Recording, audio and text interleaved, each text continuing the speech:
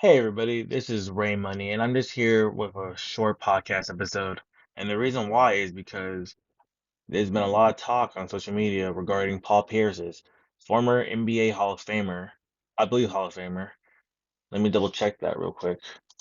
But he's a former NBA superstar that said these comments regarding tens versus five and six.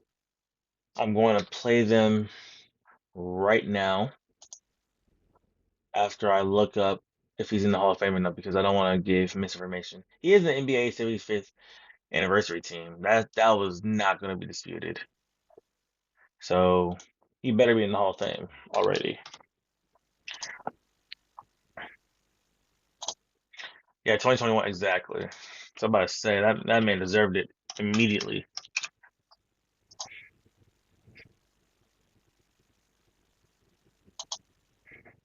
Let's hear it right now.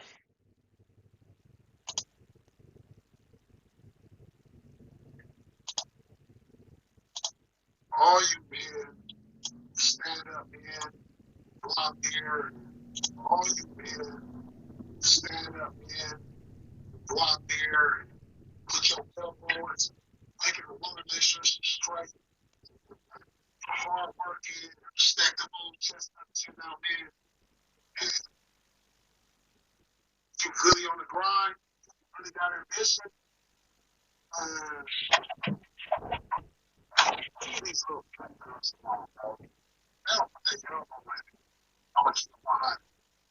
Over there looking at, oh, she bad. Oh, look at her Instagram. Oh, she nice. I'll give you a five or a six. Put some elbow into it. And on the downward, on some 100. You know what I'm saying? They're going to look at you like, why you with her? Don't worry about why I'm with her. Because she's going to do everything you ain't doing. 100%. That's the new way of shit. Fellas. Like, man, if you get all that, how you talk all around her. Now, she ain't never sucks. That's not her. So there's a lot of things I want to point out. One, yo, Paul Pierce he's a real California dude, bro. The way he's talking, man, imagine Paul Pierce back in the late 90s or 2000s when he got into the NBA. Man, the way he was talking, I know some Cali dudes, and Paul Pierce is what about in his mid 40s now? My man's speaking game right now. But being a big fan of West Coast rap, I like hearing the authenticity of how he's speaking because that's really the area, the coast that he comes from. Me being Pacific Northwest, when you see West Coast people talk like that, it's pretty, it's like damn, okay, some flavor, and that's why his shit talk was so useful. But to get to another serious point, even though me bringing up the authenticity is important because it's showing that he's really genuine about what he's saying. He's not just bullshitting men. And you guys can't see the video, but I'll link it in the description. He has this podcast called The Truth After Dark with Paul and Azar, and he has a female co-host with him, and she's listening to him. This video is barely under a minute, and I can tell a lot of folks are thinking, "Oh, yeah, he's right," or others are saying, "Oh, what you mean a five or a six? Like what? Why would you want a five or a six versus a 10?" What I think Paul Pierce is trying to get at is she looks like a 10, but get you a one that looks like a five or six, but will be an actual 10 in other areas. In my opinion, you can look great, but if the other areas of you as a person, such as treating others right, your intelligence, your maturity level, your child rearing abilities in the future, other qualities that I think is important as a future a wife or mother or both aren't up to par, you can look better than Beyonce, and that's still not going to do anything for me at the end of the day. That's just my opinion. So that's not a 10 in my opinion. And sorry for using the redundant phrase in my opinion. I gotta stop doing that. But that's why I think Paul Pierce is trying to corroborate. And there's a video I was gonna actually watch where Marcellus Riley talks about that too. 'Cause Paul Pierce is known for his outrageous sound bites, and social media definitely gets on him for it, which sometimes is well deserved. But when you speak in hyperbole and you are really bombastic as he is, it's bound to happen. But he takes it in all in good stride, which is a good thing. So that's why he still, looks very useful. Looks like he's enjoying life too. My man don't got, you know, his eyes don't look off like that, meaning like, he got black bags. He doesn't look as if he's getting blown up. He's staying at his playing weight, it looks like it. So he's doing the right thing. So shout out to Paul. Yeah, Marcellus Wiley, his YouTube channel called Marcellus Wiley, That Dude TV. When I was a young kid, I knew of Marcellus Wiley on Madden as an NFL player for the San Diego Chargers, and he retired shortly after I finished elementary school, and he's been on TV ever since as a sports analyst. He's done a great job. And before I play this video, he also, Paul Pierce stated, "I'll get you a girl with substance." So that's how I know that he means about the 5 or 6. He's not saying that they're 5 or 6 in total, but the way they look. But guys, we have to do a good job of specifying what we're saying. That's what we need to do. And I see it in my everyday life. I have some guy friends, they're handsome men, and but the ladies might not look as pretty as the other ones you see in the gym or a club or hell walking in the streets of Seattle. But the thing is that they're together and they've been together for a long time, and they look and they are usually happy with them. You wanna know why? Because they're bringing peace to their life. They can actually have a conversation with them. They can do things with them without it being a scene, meaning the lady is in high maintenance, or at least in appropriate situations to be. It really makes you think, wow, as he said, don't don't care about, having a girl on your arm that looks good. No, you want substance.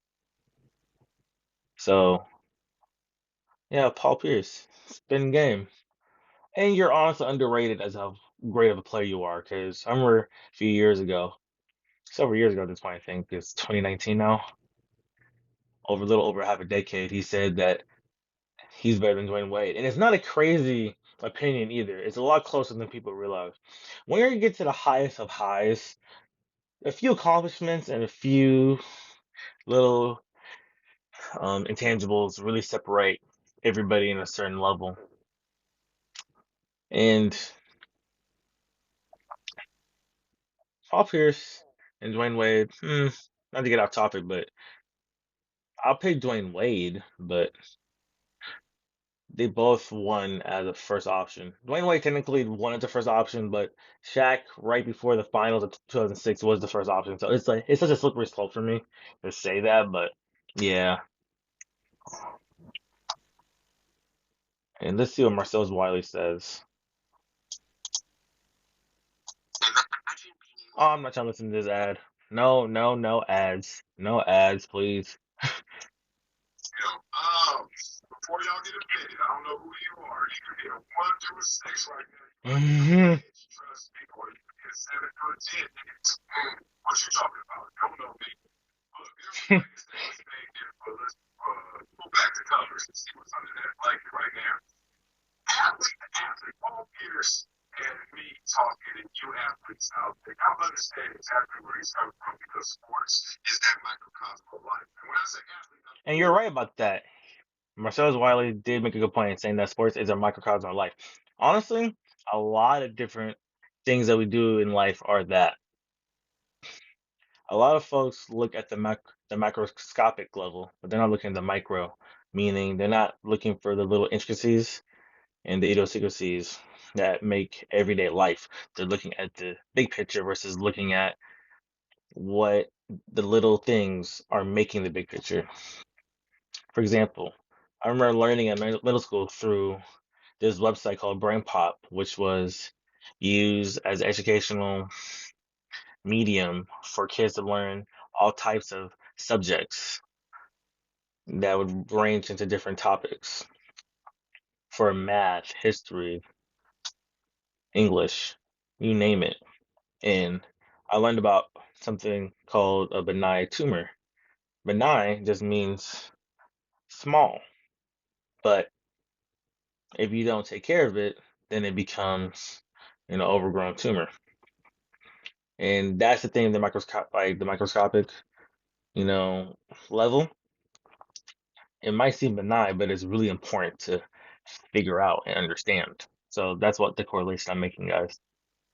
I don't mean just throw up. Have you played a sport? You understand, especially like a team sport.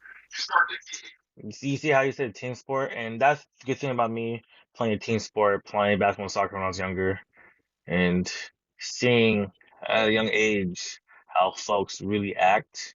You, if you see the big picture and care about the little details, you start piecing things together. And if you have a really good memory, I think that helps you as you get older, really when you're younger, to put it together.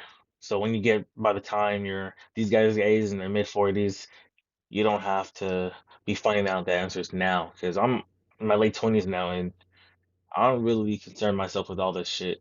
But I'm very picky with who I interact with. And if I do interact with you, I have a certain lane for you to be in. And I know that sounds harsh, but that's just what it is. Exactly what he's talking about. There's something called the curse of the gift, right? So let's keep it in sports terms. We know the thing there, five, six out there. But in terms of sports terms, curse of the gifted is somebody who just woke up out of bed, they were taller, they were bigger, more muscular, faster, stronger. Everything, every ER you can add to a word, they just add it naturally, right? Yeah. And there's a tendency, let's just be real, for that person not to work as hard or have the same dog in them as the person who doesn't have the dog. That's not big bird. That's not strong bird. They just Hey, I have one of my homies. I've known him since high school, where he plays overseas basketball, and he puts the work in. So he's not this example, but I'm just saying this. And he told me that, like, he was lucky. He said he's thankfully he grew taller and everything. He's like 6'7", and he was able to put in the work, and it worked out for him. I know folks that you know are shorter, such as myself, and I thought they were amazing. Like they should D1 and at least go overseas, go pro, and things didn't work out for them. So life is really funny that way. But right here, Marcellus, because I'm gonna end the podcast shortly after this, I'm gonna link the episode in the description. What he's getting at, or as I already figured out, is with the whole ER, adding the ER to every attribute to that person, is they're gifted with all these things. So the other attributes and characteristics that they should develop, uh, coinciding with what their appearance is plateauing or actually declining. That's what he's getting at already. I already picked that up. And the same thing with the pretty girl that's called a 10. Yeah, she looks like a 10, but is she a 10? Mm-mm. No. It's, for example, you look at Kwame Brown, young 18-year-old, almost 7 foot tall, has a great build, the size is there, but is the skill actually there? Is the dog there? Is all these intangibles there? Versus the Shaq, where Shaq was 21 coming out of college, had a great size, great everything else, but he did actually have underrated skill work. And his stepdad, excuse me, instilled a mentality in him where he would be submissive to great coaching, and you can unlock that necessary. monster that he needed to be in order to dominate. So I understood what you're saying, Marcellus Wiley. Paul Pierce, I understood what you're saying. You guys are both Cali dudes, dropping game. It's for me, people like me to either already know this by now or just listen, and a lot of folks are on that ladder type of time. But I just wanted you guys to just hear me out and actually think about it. Okay, what is Paul Pierce really trying to say? Because him saying put more work in pretty girls is a very vague way to really kind of, how do I say it? I'm trying to close it out better than I am. I'm not gonna edit this part because I want you guys to hear how I'm thinking authentically.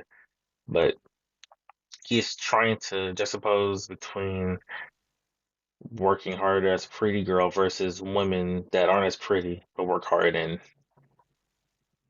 I don't think that's entirely correct because they're pretty girls that, like I said, are sixes from how his criteria is because of the other things they're lacking versus girls that might not look like everybody's type, but they're actually still pretty cute. But they have everything else just at the fucking bar that you need. They could look like a seven to you in looks, but everything else is a 10. That's just my opinion. But if you guys enjoyed this, please share. I'm gonna have more podcasts out later on, so stay tuned, all right? This is Right Money. Peace.